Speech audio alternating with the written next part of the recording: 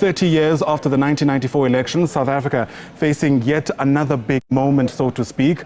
With the main election coming up, political parties have wrapped up their campaigning for the larger part of it over the weekend, making big speeches as they try to persuade voters. In studio, as we continue our reflections, is Dr Levy Ndou, who of course is a well-known political analyst, for his insights, not only today, not only tomorrow, but certainly for the rest of the week. Dr Ndou, great to see you.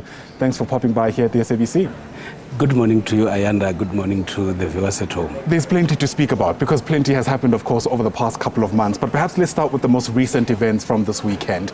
A lot of people will tell you that by now, voters would have made up their minds around who they're likely to support. Do you reckon what we saw this weekend has in any way shifted the dial, even perhaps for undecided voters?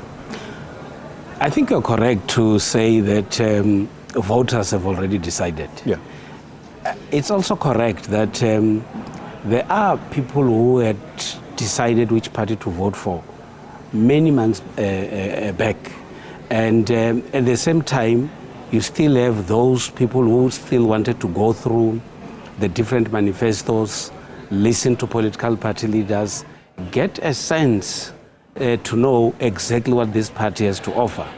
But at the same time, you'd have the undecided voters who have registered, but they don't know which party to vote for. So they still had to re-look and re-listen to what the political party leaders are saying before they actually make their final decision. But it was very impressive that over the weekend, all these political parties that wanted to, or rather were campaigning for the elections, they all went out, organized big events, and reaffirmed their positions, exactly what they said when they were launching their manifestos, so that their voters will still say, indeed, this is the party that I still have to vote for. Yeah, and what you're saying is interesting because, you know, we take it for granted, the ability for these massive events to take place side by side almost. I think at some stage, Julius Malema was almost speaking at the same time as President Cyril Ramaphosa as these two organizations held their rallies.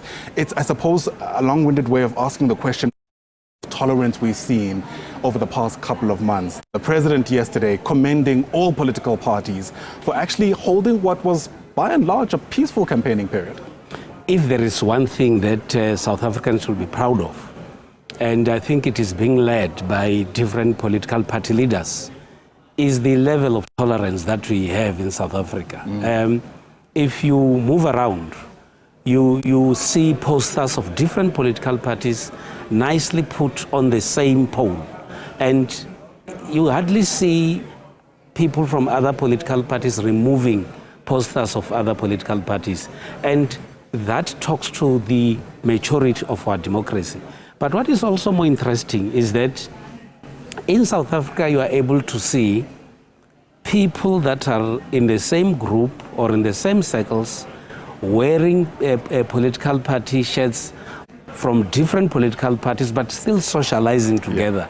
And that talks to the level of political tolerance that we have in South Africa. And my sense is that we need to give credit to political party leaders, because if we have got reckless politicians who would instigate violence and intolerance, party members will actually follow suit. And fortunately in South Africa, the level of tolerance, it's at a very, very acceptable level. Yeah, and hopefully we're able to maintain it, especially when it matters most come Wednesday and after what happens after that. But of course, each election has its own thing, you know, for lack of a better term. There's always something that in some way creeps up. And what's taking place in KwaZulu-Natal hasn't necessarily become a huge area of concern, but it's been worth noting. The story around the ballot papers supposedly being taken to a particular venue without security, apparently. Members of the MK party said to be involved in that.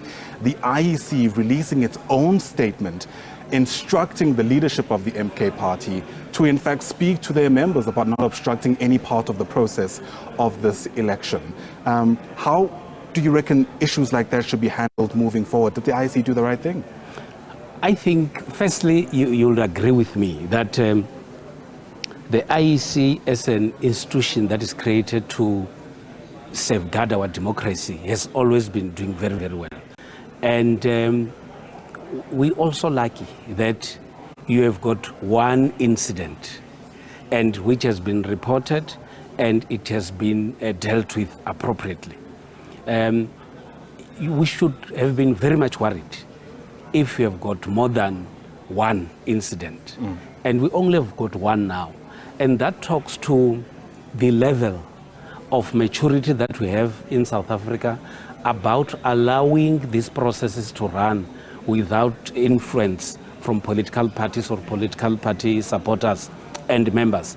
And it is also good that the IEC was able to come out very quickly to clarify on what has actually happened, the events and the processes that are actually going to take place forward. What I expect is that South Africans and members of different other political parties should have learned from that exercise and say, let's allow the IEC to do its work, but also at the same time, whether the IEC likes it or not, ordinary citizens will always want to see things done properly, because no one wants to see this exercise dented. We always had free, fair, and credible elections, and that is exactly what everybody expects from these elections. And if there are any other areas that they could feel that it could create an element of doubt on the elections, that is exactly where they should run to, because all of us want to see credible elections. Absolutely, and there are a number of stakeholders to see that through. In a moment, I'm hoping we'll speak about how the coverage has been so far. And I know I have a conversation as a player in some ways, as part of the media, but I think it's also worth reflecting on how we fared so far.